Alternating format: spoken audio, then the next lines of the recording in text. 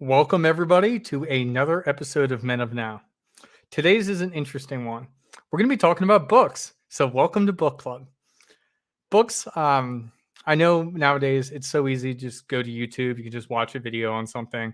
But there's so many amazing books out there that can help you on your self development journey, wherever that is, whatever you're trying to work on.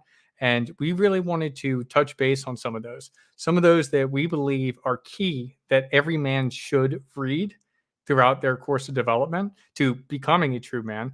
And we're going to share some of our favorites as well as a whole bunch of other ones that we think are great as well. And we would love for the audience to participate and bring up some of those that maybe they think are great books as well. So, starting it off, I got Mr. Joel. How are you, sir? Yo. Good to see you. Good to see you as well. Jaron, how are you? Howdy.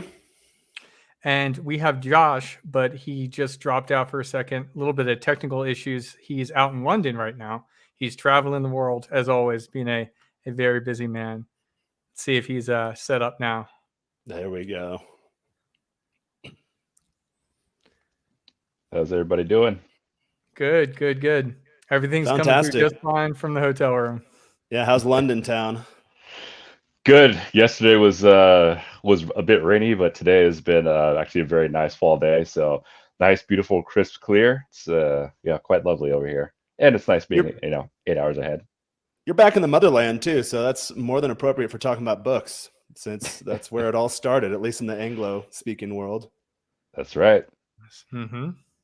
So let's start this off, guys. I really want to go through some books that kind of are close to our hearts, at least on maybe they were the most transformative or eye-opening to us in really whatever realm. And for me, that was Stoicism. I never really understood Stoicism. I understand. It's like I kind of always thought of it as like no emotion, but it's a lot deeper than that. It's really control of emotion.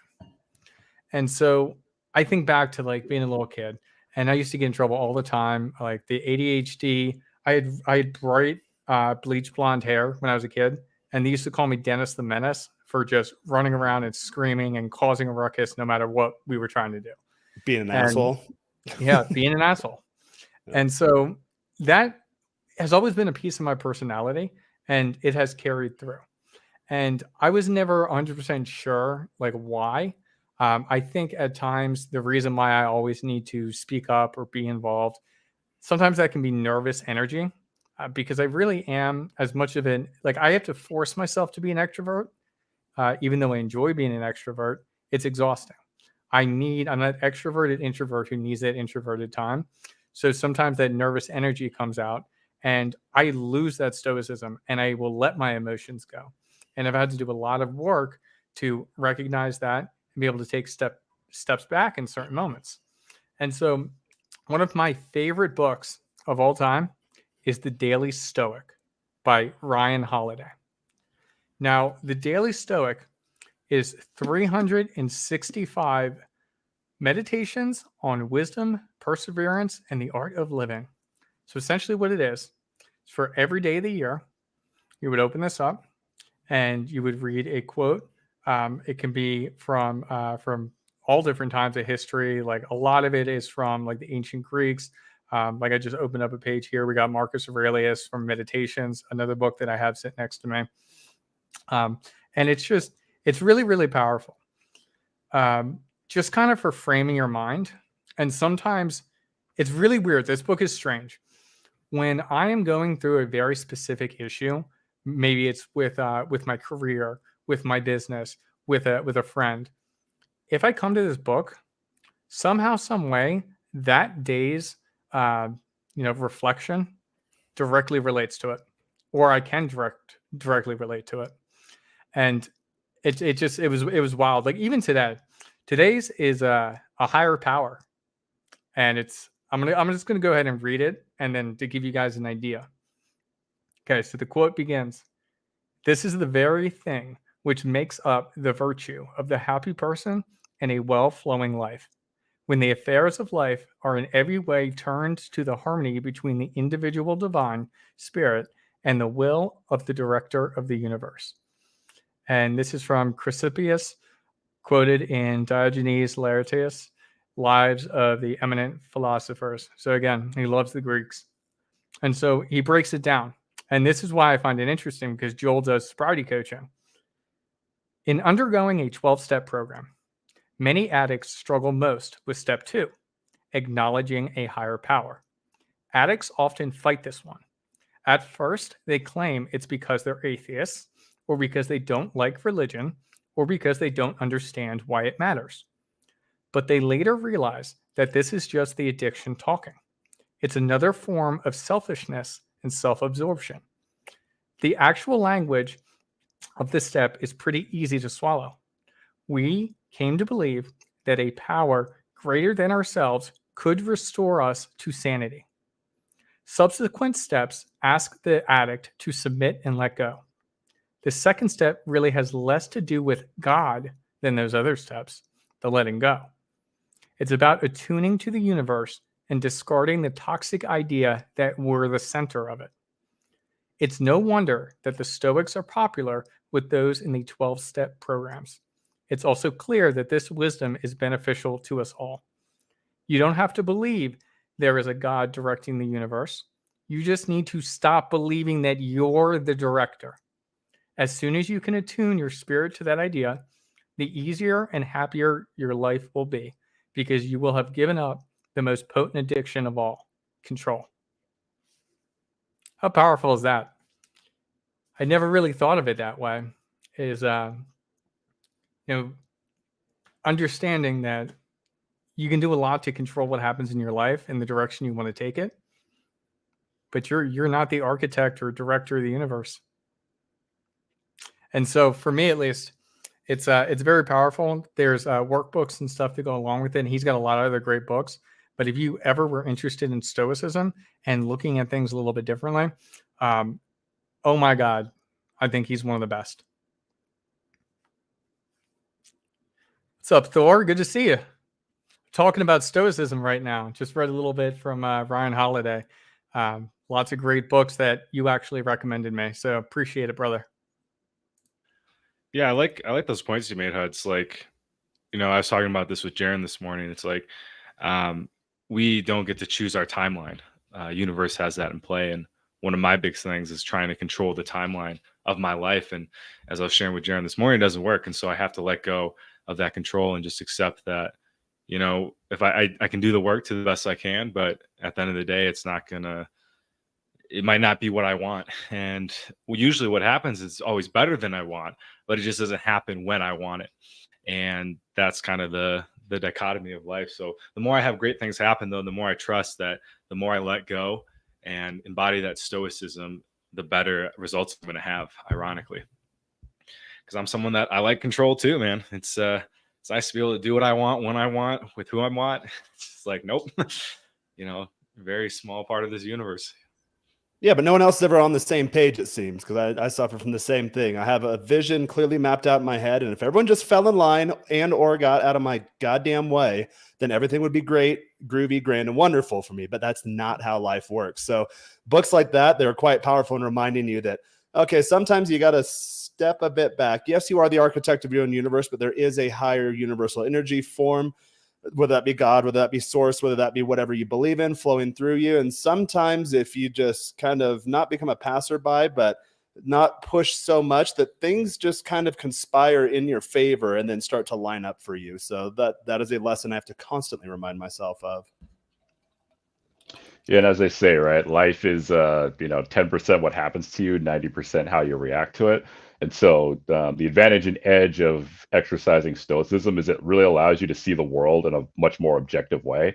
Because when you see things in a very objective way, in a very objective fashion, then you can really maneuver to your best advantage rather than getting caught up in the emotion of it. Because oftentimes when things don't work out, it's usually, the universe or whatever higher power like telling us not yet, or like this isn't a way that works. But if we take it to a level where we're too emotional about it, then we take it very personally and we feel like, oh my gosh, the universe is actively conspiring to like thwart me here. So we react in a very different way versus just seeing it for what it is, seeing the pure objective truth of the matter. then it's like, okay, now I know objectively like what the degree of, you know, this, that, or the other that's happening to me, what the root causes and reasons are behind it. So now I actually know how to maneuver in a better pathway to get to my true objective or where I want to get.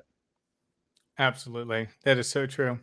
If you can pull out the subjective and look at things objectively at all times, you always make the best decisions. Yeah, and you can't be redlining it all the time. I naturally have that energy form too, where I'm always just push, push, push, push, push. And sometimes I realize that if I'm running at 11 all the time, sometimes it might behoove me to dial the gauge back a bit, head down to like a 10 or a 9 or even an 8. And then things just go a lot more smooth as far as a pacing perspective is concerned, in terms of anything in life, for that matter. Mm-hmm. All right, let's move on over to you, Joel. Let's hear about you. What you got to the table? Yeah, so one book that's really been helping me is No Bad Parts, Healing Trauma and Becoming Whole by Richard C. Schwartz. And it's super powerful because basically what it teaches is that throughout our lives, when something happens that's uninvited, negative, you could say, trauma, parts of our brain, our consciousness, our soul, our spirit split off. And what I found in doing this work is that there's a lot of parts of myself that I've disowned and I've shamed, and I've said, you know, you're not welcome in my life anymore. I don't want you anymore. And although like in the moment that can seem good because it's like, okay, I'm leveling up and becoming a better person, I can't have this energy anymore. That energy still lingers. And as I found through this journey, even as I've done so much inner work, there's still these parts that come in and I used to say sabotage my life, but essentially what they are is they just want attention. They just want to be seen. And then once I'm able to see that part and give it the love that it needs, and I know it's a men's channel, right? You don't use the word love. No, you got to have love for different parts of yourself. I do, in my opinion, anyway. Yeah. And once I've been able to show those parts love, they relax and they calm down and they say, okay, I trust you now. Because maybe I'll give an example. In an elementary school, okay, so I'm in Mexico City, and so there's this like place with all this paper mache and really nice sculptures, and one was a piñata, and it made me remember when I was I think it was like third grade. I had a birthday party, and I invited everyone from my class, and I wasn't like super popular or anything, so it was a big deal that everyone decided to come. And my parents got a piñata, and they didn't realize that you have to put candy in the piñata like post buying it. So we break it open, you know, everyone's hitting it, you know, everyone's excited, you know, ready for our sugar rush. We bust it open, and the only thing that comes out is like the shriveled up balloon that's used to inflate the paper mache. So no candy comes out. And the disappointment on everyone's face was, I can laugh about it now, but they weren't happy. And let's just say I didn't have very awesome birthdays since. And I think that was like a big part. And so like part of me was like, never, I disowned this part that was like, yo, be a party guy, like have fun, like, you know, invite people, you know, you can host a good party. I kind of shut that part down. And it's only today when I'm like realizing, okay, that part is still like ashamed, it's still embarrassed, it still feels a lot of guilt. And so in sending that part acceptance and like, hey man, it's not your fault. It happened, and you know, you be angry about it, let yourself feel the pain, but I'm gonna, you know, you're welcome back anytime, and we're gonna have a good time. And you can trust me that I'm not gonna get a piñata that's not full of candy anymore. I'm probably not even gonna ever get a piñata again because that's unless I have like kids or something. But that part of me can trust that things are gonna be okay. And so what this book is really helpful for is it helps to be able to have these conversations with oneself, like in like a, you know, a comfortable safe space. You can also get like a coach, mentor, or somebody to do that work with you. There's a guy on our channel recently, Nick. It was Life After Game. He's my coach and mentor, and he's done a lot of work with me on this, where he'll sit down and he'll invite me to bring all these parts in like almost like a therapy session, where each part, you know, one part, the part that's angry at the other part, for example, maybe like, you know, I messed up with a girl. There's going to be a part of me that's angry at myself for making that mistake. If I can say, hey, part that, you know, didn't make the right move? Can you just step aside for a little bit so I can talk to the part that's hurting and, embarrassed and, upset with this decision? And once that part says yes, that part takes a step out. I have the conversation with the part that's hurting. We come to peace. Then I welcome that other part in. I have the part I just talked to sit out. We have that conversation like, hey man, like, I'm sorry that happened. I'm sorry, we didn't make the right choice for what you wanted. Once that part comes down, the other two parts come back in, and then we have like a harmonious reunion where we talk about where they basically make peace and they say, okay, I appreciate you for acknowledging that you didn't do exactly the right thing that could have been beneficial in that situation. What can we learn going forward? And the other part says, hey, thanks for accepting me back. Like, I didn't mean to make a mistake. I just didn't know. And that's just one example, but having that safe space where you can talk about that with those different parts, I found has been very healing. And now I feel like I know I can go through life knowing that if I do make a mistake, it's not going to be this life or death situation anymore. And I can really learn the lesson and make those adjustments so I don't make those mistakes anymore. And it's just a super powerful book. And I mean, I honestly could talk about that forever, but and I'm going to pass the torch here soon, but yeah, definitely check it out. I think we all, I'm not going to say that. I know I have a lot of parts that I'm still integrating and trying to find wholeness with. And each time I do find that part, I become more of I embody that stoicism like Hud's talked about. I can be grounded. I can have better dating life. I can make better business decisions and decisions with my money. So money is a big thing I'm working through right now, is learning how to have a responsible relationship with my money. So yeah, that's the book of the day for myself. I like that. I'm kind of like thinking about it in this aspect, and you can correct me if my interpretation is wrong. When we're thinking about like no bad parts, I almost and the way you kind of are explaining your resolution, it's almost like kind of having multiple personalities, but it's multiple aspects of your personality, and none of them are inherently wrong. But if you kind of combine two of them, or I kind of almost imagine it's like, you always had that friend that your mom didn't like growing up, and like she hated when the two of you got together because you always seemed to get into trouble. It's like something like that. And so like when you are bringing out certain aspects of your personality while neglecting some others, that's when you can make some terrible mistakes. And that's kind of how I viewed it. And that's a really interesting way to like understand it. Like, look, yeah, I massively messed up here, but I only massively messed up because I let these aspects of my personality go wild without keeping them in check with the others. Yeah. And even going off that, not allowing those parts to have their freedom they need. Cause like, dude, 100%, like my mom hated friends that were like, party kids or whatever. I loved them. And that meant that there's a part of me that's embodies them. Right. And I got pissed at my mom, like, dude, like these are cool kids. Like they're nice people. Like why, just because they're not rich or something doesn't mean I can't hang out. Making peace with those not rich parts or whatever is, you hit it right on the head. And I thought I had multiple personality disorder for a long time. And therapists were like, nah, dude, like not at all. I'm just like, fuck. I swear I do. No, you definitely do not. But that's super interesting.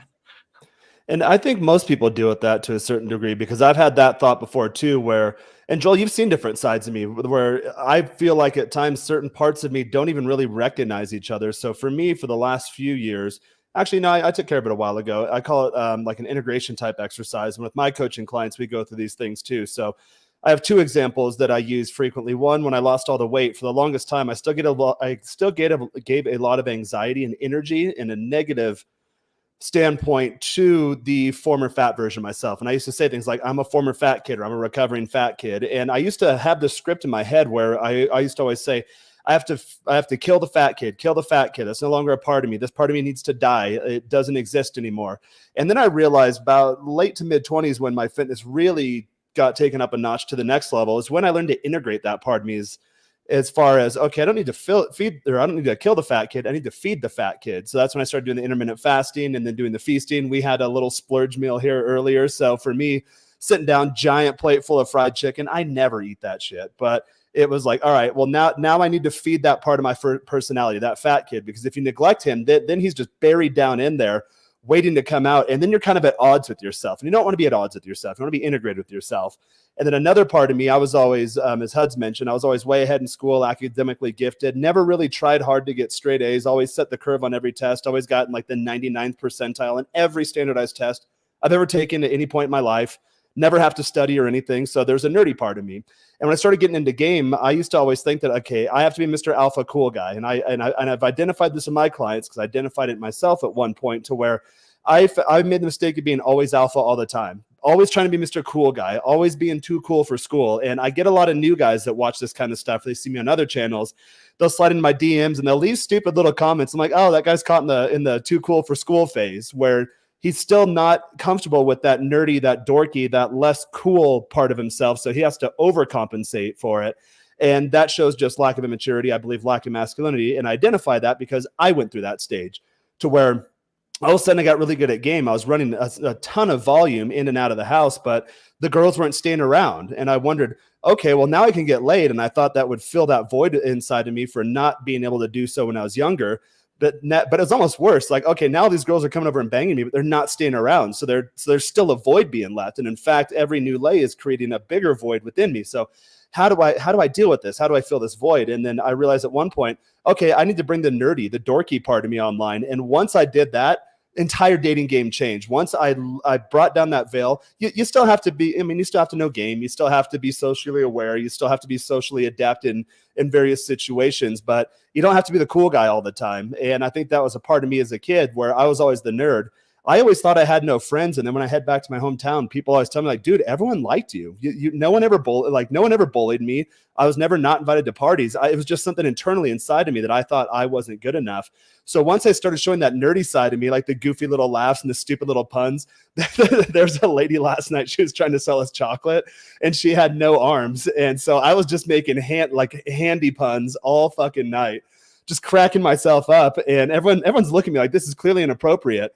But that is a part of my personality. And as much as I used to not like that part, and as much as other people don't like it because it is inappropriate, it's pretty dark humor, it is a part of me that's endearing and it makes my personality more dynamic. And that's just an example. But I realize, especially when it comes to the dating game, bringing that dorky side online, these girls start falling in love with you because they realize, okay, this guy isn't the guy that's going to hurt. I mean, girls are insecure too. Let's not get that wrong. But they get to the point where like, okay, this guy isn't Mr. Cool Guy. This isn't the guy that's just going to smash and pass or pump and dump me. This guy actually has some depth to him. There's some dynamism to him. And there's layers of him that I want to just continue to discover. And in doing so, they start to get addicted to you. And you can kind of drop the veil too. And then a lot of girls are dorks actually too. So by me showing that part of my personality, that draws that part of their personality out. And then we have multiple dimensions of ourselves that we can share with each other, going back to that disintegration type concept to where I hear guys and girls do this all the time. They'll lead with that one part of their personality. And I always think this guy's disintegrated or this girl's disintegrated. So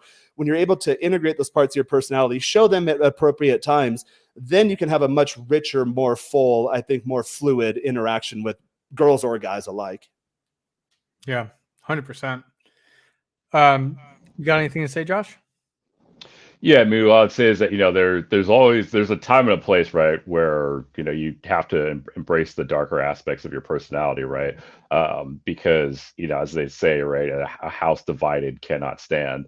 And so more often than not, right, when we have those parts of ourselves or the parts of our personalities, right, that, either we feel that they don't necessarily like serve us or they harm us or they embarrass us or lead to all these different negative things, we have to understand that it's part of our makeup, it's part of who we are and what makes us a well-rounded person.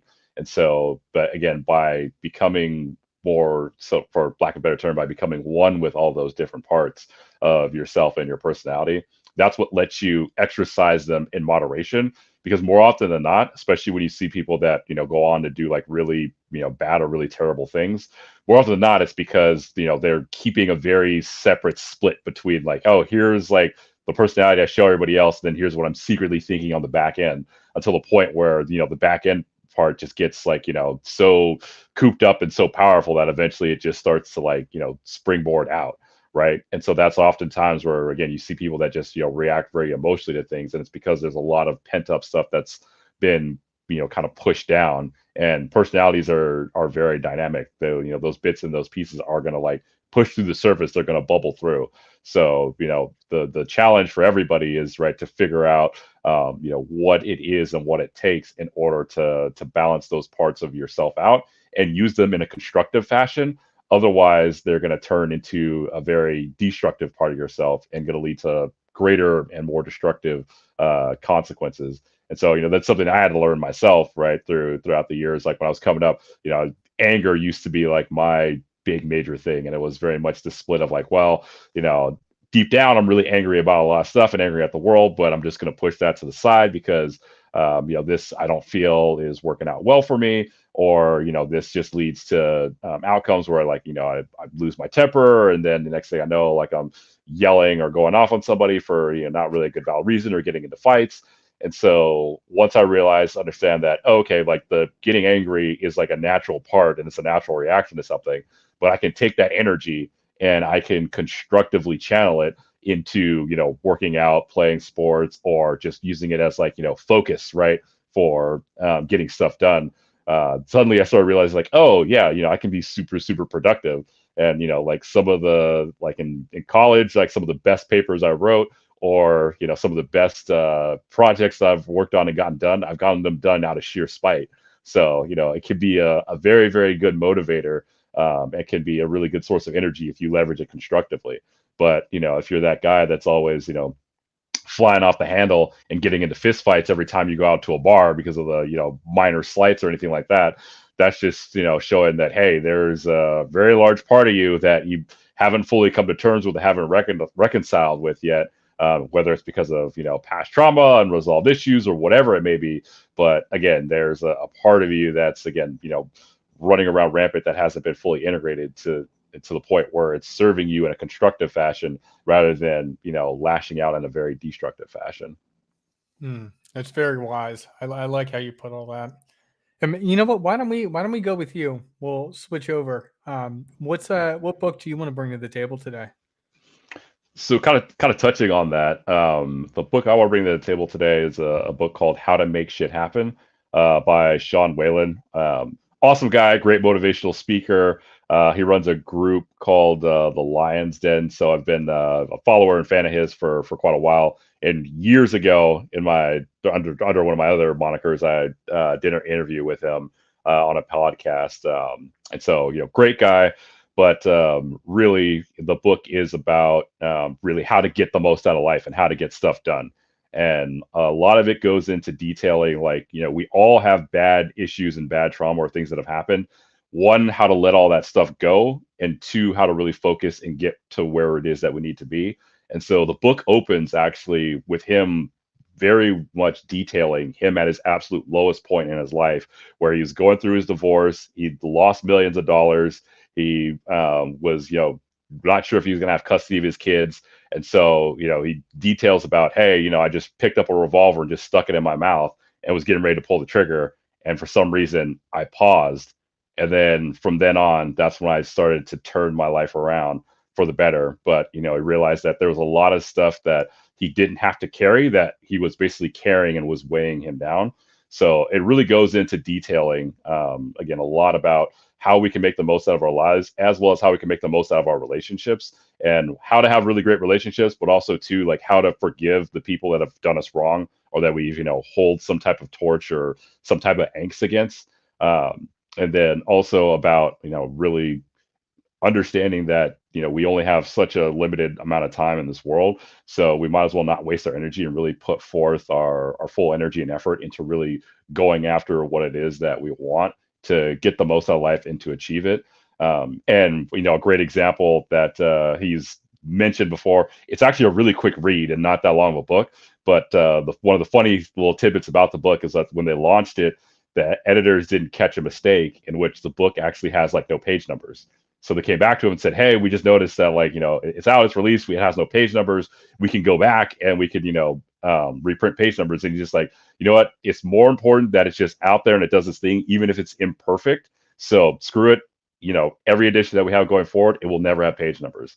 So yeah, it's a short, easy read, but also you don't have to worry about it being like, some crazy, like long, like, oh my gosh, how many more pages do I have to go? Because there's no page numbers. So again, you just go into it and can get all the value out of it. But yeah, that'd be my book choice. And for me, I personally kind of got a lot about it, especially when it came to talking a lot about how to manage with bouncing back from when you find yourself in a lull or in a low point, and especially when it comes to talking about the different relationships that you have with people. He's like, yeah, it doesn't matter like who it is, right? If it's a family member, a friend, an acquaintance, or whatever, if you're holding on to this grudge and somebody that's done you wrong, you really have to let that go in order to move on and really be the person that you're meant to be.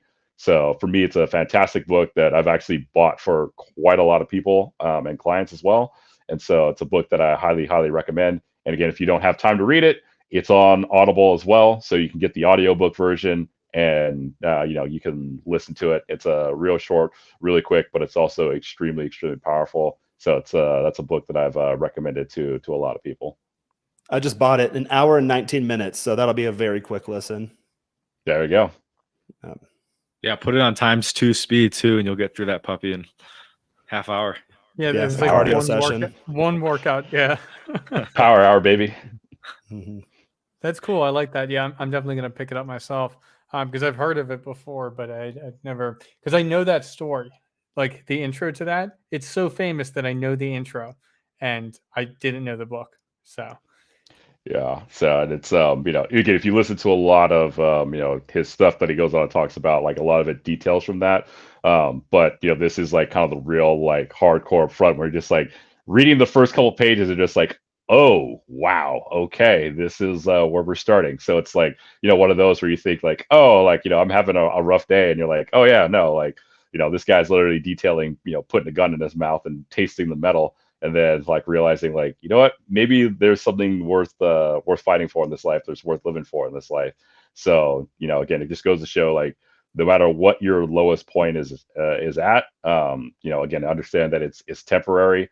And so, we do have the power to change our circumstances. Yeah, a book is good as if you can read the first page and like you don't have to read it anymore. That's kind of my gauge on if I want to keep reading it. There's a lot of good books out there that you can just read the title and it's just like, oh, okay, I know exactly what this book's going to be about, and I got all the piece I need from it. So that's good.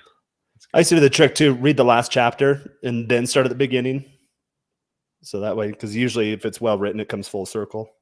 Like YouTube what show. the hell's wrong with you guys? Just read the fucking book. No, I can't do anything as prescribed by society. I'm a nonconformist. I get to page 66 and to the third paragraph, and if I like the way that it's structured, then I'll read the book. Like what? What are we talking about?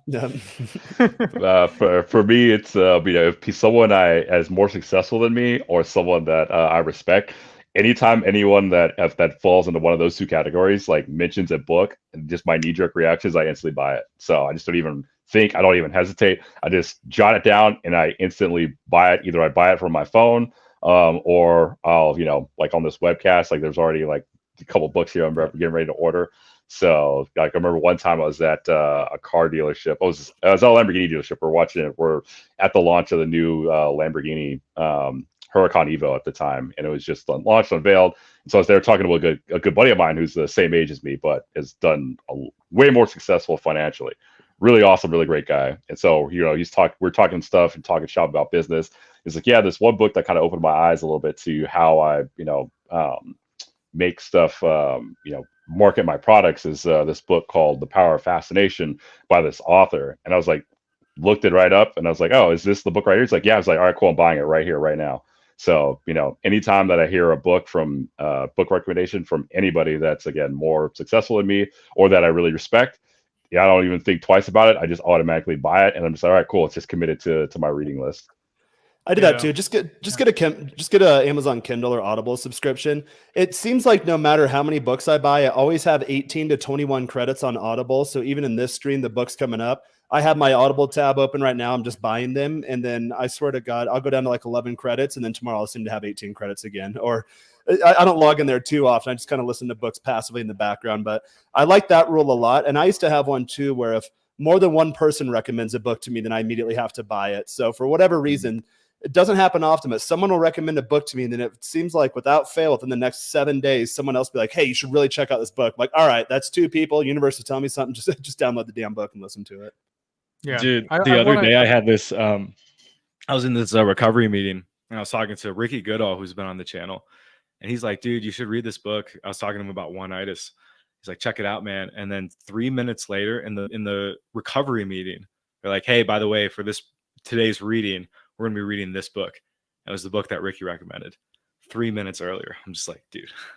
Yeah, I even met one of my good business partners to this day from book recommendations, because I had a mutual friend that I didn't really know him at the time, but we both had a mutual friend and we didn't know each other. And he's like, "Hey, like you and this other guy like recommended me the exact same book. Like I should put you guys in touch." And so through that, like, wound up meeting one of my best business partners to this day. Oh, that's awesome. Well, speaking of book recommendations, Jaron, what do you? Well, hold you on. got? I want to make Yeah, sure we got a don't couple lose this. comments. Yeah, Okay. I'll make sure I gotcha. don't lose this. So Cool. I don't know if this is necessarily for self-development, but it is super fascinating. I've actually never heard of this. I do some work, and I'm very close friends with Glenn Lawrence, who does a lot of biblical work. So I know I will be reading this, and I will be texting him after this and finding out if he has ever read it. This is pretty cool. So it is an older book, and it is talking about essentially the second coming, the 2,000 years, which essentially We're close. which would land on 2032, and it talks about the different writings of church fathers in different subsects like Roman Catholic, Protestant, Eastern Orthodox, and kind of how they laid it out and what it would look like.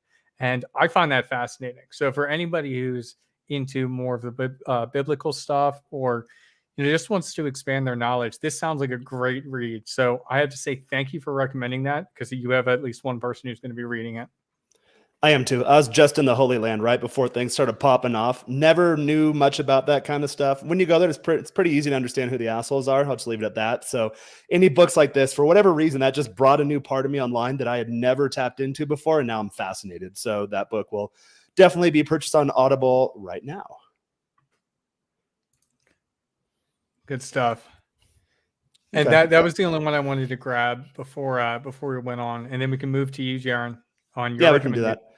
And then this one, LOL, 2x speed kills the experience of mood catching feeling for me, to be honest.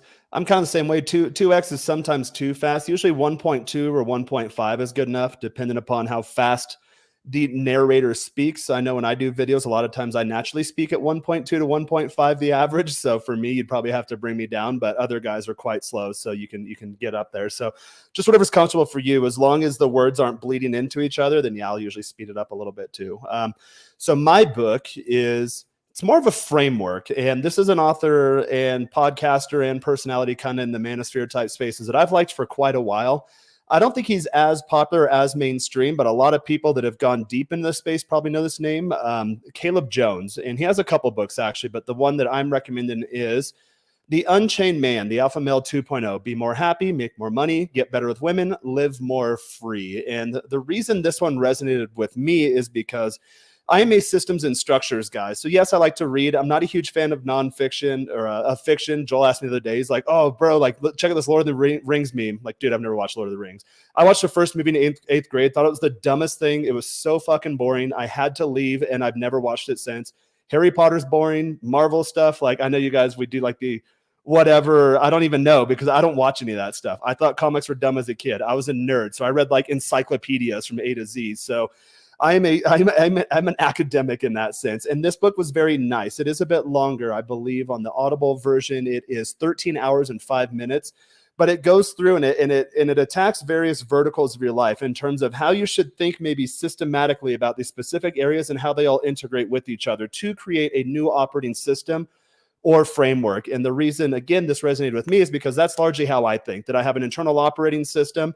I like to bring things to the forefront of my consciousness, maybe pick it apart, chew it around a bit, spit it out, put it back in my mouth, swallow it, put it back together, and then it's in me. It's a part of me. I don't think about it anymore. I go on to the next thing. So this book is precisely for that. I can go into it just real quick. So the few areas of your life it covers is It's got 5 parts. Part 1, the alpha male in the 21st century, alpha 2.0. Part 2, your enemies. Part 3, your life 101. Part 4, women. Women are a big part of your life. Part 5, your money. You should probably have that together too. And part 6, your world. And then again, if you go into each of those parts, it's really part 1, the 5 traits of the alpha male. Part 2, how society programs you, how to overcome it. The 6 societal values, the masculine man and the feminine world. Part 3, 7 key areas of your life, which I've always viewed my life in 7 verticals or 7 spokes. It's funny, a lot of guys that I follow also view it in that term, but I came to that conclusion independently of them. And then when we put our heads together, it's like, okay, there's a reason we're drawn together. So again, these are a lot of things I was already thinking, and then seeing it just put together in a very concise and a very well put together structured framework, thought, okay, well, this fills in a lot of the gaps that I have. And of course, like anything, I'll internalize it, but I'll also make it my own too. So no two people are alike. Anything, guys, I say, don't take everything I say wholesale, pick it apart, put it back together, make it your own, and then discard whatever doesn't work for you, because we're 2 different people. Again, part 3, how to effectively manage your time, is a huge one. How to set independent goals. Part 4, women. This is more of the kind of flexible dating type framework. So he talks about how you can structure your dating life to have casual relationships that are deeply committed. I never knew that was a thing. I always followed the 2-way monogamy type model. That didn't work for me at all in my 20s. Went back to, in my early 20s, I did pretty well with women, played baseball in college, was fairly popular, so that made it easy, but I didn't necessarily have any game. After a series of failed 2-way monogamous relationships, started to rework that framework inside of myself, and Joel's seen it too. I've got a couple of girls that are absolutely 100% in love with me, multiple girls that are better than any girlfriend I've ever had in the past, and that's because I structured my life in a very specific way. Caleb Jones hits that nail right on the head. My structure differs a little bit than his, but it is a good starting framework again. Part 5, your money, work that frees you, creating an alpha 2.0 business, how to get high income fast, and then dominate your finances to maximize your lifestyle. And he doesn't advocate necessarily being your ballers, your Bill Gates, your Elon Musk type guys. He's saying, hey, you know what? How do you map out your lifestyle and then determine what it is you need financially, and then create systems of passive revenue to where you can feed that lifestyle without really too much stress or headaches. So again, that resonates very well with me personally.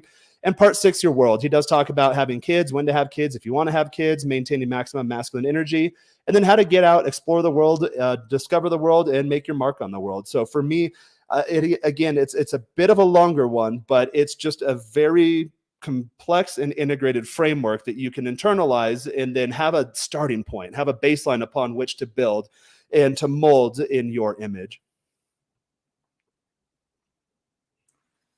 Interesting. Great. I like That's that. my book. Yeah.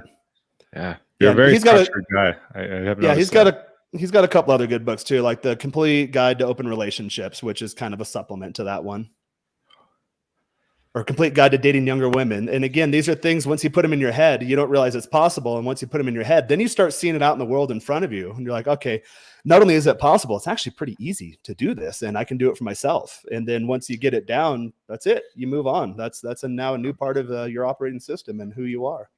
Well, I like what you said in that it's a framework, and you have to custom tailor it and make it your own. Because I think a big problem a lot of guys have when they start consuming a lot of this content is that they take like everything verbatim and they like get very dogmatic and super formulaic with stuff.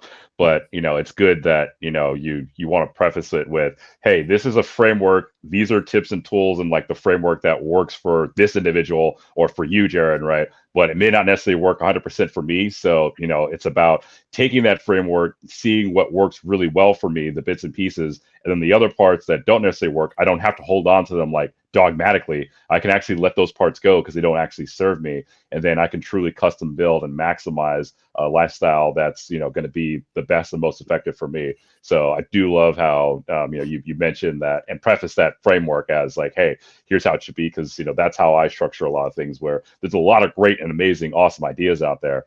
But, I'm not necessarily bound to, say, following, in a book that has 100 different ideas. I'm not going to bind myself to, okay, I have to follow 100 of them exactly to the T as they're outlined, because maybe 48 of them work really well for me and the others just don't work for me or don't serve me. So, that's what life really is about, is picking and choosing and finding the best things and structures that really work for yourself. But at the end of the day, you do have to custom tailor it for yourself and make it the best version for you, because again, you are your own unique individual. And so, no one's blueprint is 100% going to be able to carbon copy for you and for your situation. And you see that Yeah. everywhere, guys. You see that in dating. You see that in diets. You see that in finance. A good example, Joel's on a bit of a bulk, and I started bulking with him, but now I'm kind of dialing back, going to my regular diet. So you get guys that like, and this is still true, like your core compound lifts are a fantastic way to build strength, especially if you haven't done that before. But I did that 20 years ago. And so doing things like heavy squats or like more kind of compound lifts that I stopped doing years ago, well, I have a torn meniscus. So going heavy on the squats, yeah, it's awesome. I can do it. I'm actually quite strong, but now my knee's like kind of throbbing. And you know what? I'd rather not screw up my knee more. So yeah, I know it's not as cool, but I can do seated leg press, or I can do high time under tension and really weird type movements that work around the injury and nurture the injury rather than aggravate the injury. But you get a lot of guys that are, and this is how you tell guys are new to any sort of new ideology or any sort of new space. Guys that are brand new to a diet, oh, you have to be vegan, you have to be paleo, you have to do this. Like, okay, that lets me know you don't know what you're doing, because anyone who's been there, done that, and has tried all of them knows that you take the best elements of each of them and you put them together in a way that works for you. And then you really just dial in those details. For me, I'm a maximalist. I want to get the maximum output for the minimal input. And a lot of people don't think that way. It's like, this is the prescription. You have to follow it to a T. And like, okay, that just lets me know, 1, you're not an independent thinker. 2, you're inexperienced. And 3, you really don't know what you're talking about. So those are tells, guys. Don't do that. They say that in recovery too, like take what you want and leave the rest. And so that's a great message, guys. Like, I'll just say, like, yeah, for me, like Jaron and I, we have different body types. He's an ectomorph. I'm an endomorph, or whatever. Yep, I'm an endomorph. So, you're an ectomorph. Endomorph. Okay. So I'm really skinny, and it's really hard. Yeah, I'm big and I don't eat. So. And when I do that, I get like a super skinny. So we've definitely had to tailor some things. And for dating too, like when I got here, I started using Jaron's blueprint for dating, because I'd been like a little off for a while. And we both run very different sequences. Like you do Tinder, I do Day Game. And so those require very different sequences besides the initial opener. And I've learned I have to work around it. Like I'm going to run some social game here in a minute. You'll see me at work. Okay. Like inviting girls right to the house, for me, that doesn't work right now, but it works really well for Jaron. So I usually have to, for me, I go for a coffee, but for Jaron, he doesn't have to do a coffee. So if I would have kept doing what Jaron was doing to the T, I probably wouldn't have had any results. And I actually did make that adjustment after a week, and then the results started coming in because I stopped inviting girls right over. I just said, let's grab a coffee. So yeah, definitely got to be wise. And we had a podcast on this recently too, on mental masturbation. So if you want more info on that, check that out. It's about, not just consuming so much YouTube content where your brain's just a mush of different ideas. And then you go out in the world and you're just like, oh, it just doesn't work. So you gotta, find what works for you. I stopped consuming a lot of this type of content for things like, okay, I don't need to keep hearing this and putting ideas in my head that are actually behind me, because I do have my own framework dialed in these areas of my life. So the other day, I felt pretty happy as I'm working and doing, kind of the monotonous day-to-day stuff, admin stuff, operational type stuff. It was beginning of the month, so you had to go back and do your finances for the previous month, plan them for this month. All that stuff's kind of boring. So usually I have stuff content-wise passively on the background. So these last couple of days, I did like a singer-songwriter series in terms of like how to write really good songs, how to get poetic, the little details that make music great rather than good, and putting that stuff on in the background. Yeah, it not only helps my music, but it also helps in other areas of my life. Like, okay, as I'm walking around out here, what are the little details that I'm overlooking that I need to dial into that really sets things leaps and bounds above just everything else around it? So putting new ideas in your head, because it is easy to get sucked into the rabbit hole and think, and Josh, you've mentioned this too, that sometimes in the manosphere, it's like, oh, this is the end all be all. And then when you step outside of that mentally, and especially content wise, goes, oh, there's so much more out there. So now I'm actively looking for new topics to discover, since I'm freeing up a lot of that mental bandwidth. Yeah, and again, like, everything, like all this content and stuff, again, it's here as tools for everybody to use and to adopt for themselves. But again, that's the real key component of being an actualized individual, is just making sure that you're thinking independently, and just me saying like, hey, how does this work well for me, and what does this look like for me? And so that's kind of soft roll or plug into our community, right? The Men of Now community. But one thing that's been really great about it has been just seeing how the guys in there have really been, again, taking a lot of the different content, or like a lot of the different elements, and everybody's really working on their own individual pathway and really like tailoring like their own approaches to who they are, who they want to be individually. And everybody's been supportive of everyone kind of going in their individual direction, because one of the things that makes this awesome, and just being in a community that makes it awesome, is just again seeing like how unique and how individual everyone can be, and what it is like the different directions that they want to go off on. So it just really creates like a great amount of like diversity of ideas and a diversity of like applications, and also like just diversity of learning, because again, I'm learn a lot from the guys, and especially a lot of the guys that want to do things that are like completely different than the stuff that I want to do, but we do have a core common ground where we're leveraging a lot of the same tools that can help each other out. So yeah, just shout out and credit to all the guys in the Minnow Now community. It's been awesome being a part of it. Absolutely, guys. And hit the link down below if you want to learn a little bit more about it. One of our guys created an awesome website that kind of just goes over in detail like what value you're going to get out of the group, and how it can potentially benefit your life. So definitely, invite you guys all to join who's been watching and isn't a part of it. We're going to be doing a monthly book club. So one of the members has a book he chooses a month, and we all read it, and then we're going to have a meeting and discuss a specific chapter or two. And then also you can hop on streams with us. Like if you want to connect with one of us, get some more exposure to your channel, definitely invite you to hop on too. We'll have you on for podcasts. We'll do different collaboration activities together. And it's a great way to just reach new audience and get some more exposure to your YouTube channel or Instagram or whatever it might be. And we'll sell your stuff for you too. So yeah, Josh has a course. I have a dating course coming out. I've got another course I need to queue up. So one of the ideas is, it's taking it a step further. Things that we can't discuss publicly. It's more premium type content, more in-depth type workshops, Q&A sessions, eventually live in-person meetups. But also there is a large affiliate type network at play too, to where we all have really cool things we're doing, but I'm only one guy. I can't do it all myself. So once I create something, Josh can sell it for me. Joel can sell it for me. I can sell Josh's stuff. I can sell Joel's stuff. So really it's about creating a network, a large value added network. And the group is member driven too. So come in, if you have something to add, you're more than welcome. It's not an exclusionary group like other groups I've been part of in the past, or other groups that are in the space. So we designed the group to target a lot of areas that other types of groups are missing. So there's a lot of unique features in there. One of them being that if you come in, you can start signing guys up and make monthly recurring revenue. So sign up 2 guys, and guess what? Your monthly dues are paid for. Sell one copy of my course, or sell a couple of those, and guess what? If you want to live in Mexico, you have enough money to do so. So it's really about just bringing all of our shared knowledge and premium products and services and business and networks, and bringing it together, and then trying to just lift all of each other up in whatever way we can do. So that's where I think the unique value add is, especially in this group. And it's been fun so far, and we're just getting started, guys. So definitely get in there. Hit up any one of us on the panel. Any one of us can get you in there to that link down below. You can just sign right up. Yeah, and I'd definitely say, if you're kind of on the fence, I'd say like act now. If you're watching this live, or you're seeing this over the next week and a half, because the price is going to go up. It's criminally low like right now, but again, we want to make it a lot more easy and accessible to help a lot of guys out to get the help and the resources that they need. But that being said, there is a administrative cost to running this. But price is the lowest it'll ever be right now, so it will go up and increase in about a week and a half. So definitely like highly encourage you guys, if you're on the fence, just hop in there now, because again, it's a monthly subscription, so you only pay for what you need. So we no massive upfront lifetime membership fees or costs like that. It's hey, use it as you need it. So yeah, we encourage you guys to check that out. Like Jaron said, hit any of us up, individually if you want. Always more than happy to talk or detail things. And what's also great is you get again direct access to a lot of us for a fraction of the cost that it would be to just normally like book an hour of our time. So it's again great value added resource, and a great place to not only leverage just one of us individually, but all of us collectively.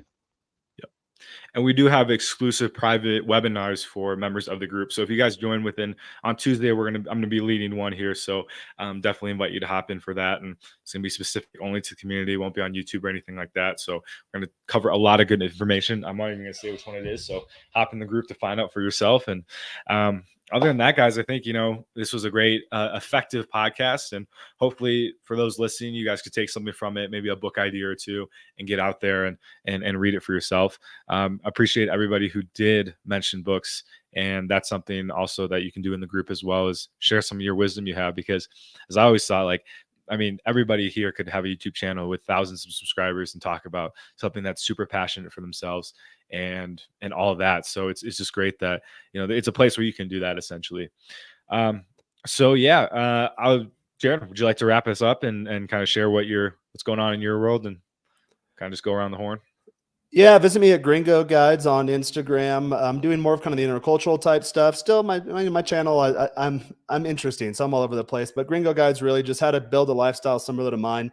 Something I've been doing off and on for the last 20 years. So guys that are watching, saying like, oh, you know, dating all these Latinos, or going to these rooftop bars, or hanging out with these cool people, or doing music projects in Spanish and English. You know, how do you do that? Well, you know, hit me up at Gringo Guides. That's kind of where I'm taking the channel. I do some dating type stuff. That's one of many areas of my life I'm passionate about and I'm good at. I've got the fat to fit type stuff too. So if you're, I'm better with guys that are bigger, that have a substantial amount of weight to lose. I can coach you through that process. I'll have a product coming out here in the next year at some point on exactly how to do that. Again, I'm a structures and frameworks guy. So if you get any of my stuff, it's like, here's the plan. It's a starting point for you. And then I can coach you on the process to make it your own. So that way you can internalize it. You don't have to think about it ever again. You don't have to lose nights of sleep, having anxiety around it, and then just move on to bigger and better things in your life. So that's kind of the way I structure things. Hit me up at Gringo Guides for any of that stuff. And then again, hit up any other guys on the panel too. If you're interested in the group, any sort of collaborations, we'd love to have you. And we're just looking to grow the network, get some really cool guys in there that want to live the same type of lifestyle we do, and then just build this thing, just scale it far and wide. And that will be my wrap up there. Oh, and then like, comment, share, subscribe, all that good stuff. You know, show us some love. We all have YouTube channels. Whatever channel you're coming on this one, hit up each of us. Go to our YouTube channel, subscribe, share, comment, show some love in the algorithms, because a lot of this stuff doesn't give love organically. I am doing more shorts, so like my shorts are popping out, but like they're kind of dumb. You know, like they're fun to do, but it's not an hour of just fire ass content. So to get that stuff, you have to take a couple steps, subscribe to our channels, ring the notification bells, enable all notifications, comment, share, all that good stuff, and spread the love. Now I'm done. Cool. Renegade. Yeah, you know, you can find me on all of my socials, either on my website at renegadeweedman.com or on YouTube or Instagram. Usually on the Instagram, I usually throw more of the shenanigans on there. But you know, been an active dating lifestyle coach now for going on 10 years. So yeah, I'm always more than happy to help people with whatever part of their lifestyle that they're looking to level up. Dating typically tends to be a larger topic, so that's why I've worked with a lot of clients on. But again, I try to focus in on holistic lifestyle. So again, how any piece that we work on fits into the big holistic picture of your life, that is your life. And again, if you want like more direct access to me without necessarily having to, you know, pay for my full standard rate for an hour of my time, then you can join the Men Up Now community and have direct access to me for only a fraction of the cost. So yeah, you know, greatly again, appreciate you guys being here, and you know, look forward to hopefully connecting with a lot of you guys soon in the near future. Absolutely. And find me over at Sobriety University, talk about addiction to all different kinds of things. And yeah, I'll just say this too. You know, Jaren has a course coming out, so keep an eye out. It's a very good course. I am doing a little work on it myself, getting a little preview, and it's helping me a lot. I had a date the other day, and I was editing the module course on dating. And during the date, I thought about a couple of things. So it's just good. It's like if you can put the work in, you're gonna yield results. And you're bringing them through. You're running the volume. So it's nice to see, like, because my framework works for me in my head. So it's nice to see you kind of subliminally take it into your lifestyle and then seeing similar results. And in fact, there's been a couple of weeks where you've exceeded my results. So I'm like, all right, like that, like not only does it work for me, but it works for other people. And again, as you mentioned, it's a flexible framework. So we break it down in like the most important sequences or the steps or stages along the process. And then when you dial in, okay, how do you want to structure this as it fits to your lifestyle? So I am glad to see that you're essentially beta testing it for me in real time. Not beta, the yeah. The red pill. No, tech beta. Yeah. Beta. That's actually funny though. That's actually the true definition of beta, by the way. So we'll have another talk about that sometime. But yeah, and you know, hit me up too if you want, like, you know, if you're trying to get sober or something, and you know, you want just a funner life, you want to be dating and stuff. And you know, I go out with Jaren, and you know, I don't drink, I don't do drugs or anything, but I still have a great time. I meet women, and it's just a blast. So you don't have to have this party lifestyle to be successful in any area of your life that you want. So I'm definitely here for you for that. And then also, I think that is going to be it. I'm sure there's like 10 more things, but we'll wrap it up. We can keep going, but here. yeah. Let's Yeah. wrap it up at the hour. We got a few seconds. Yeah. So guys, thank you everyone for coming on. Once again, hit up the community for to level up with like-minded men. And other than that, we'll see you guys next week. Adios. Yep. Cheers. Adios, guys.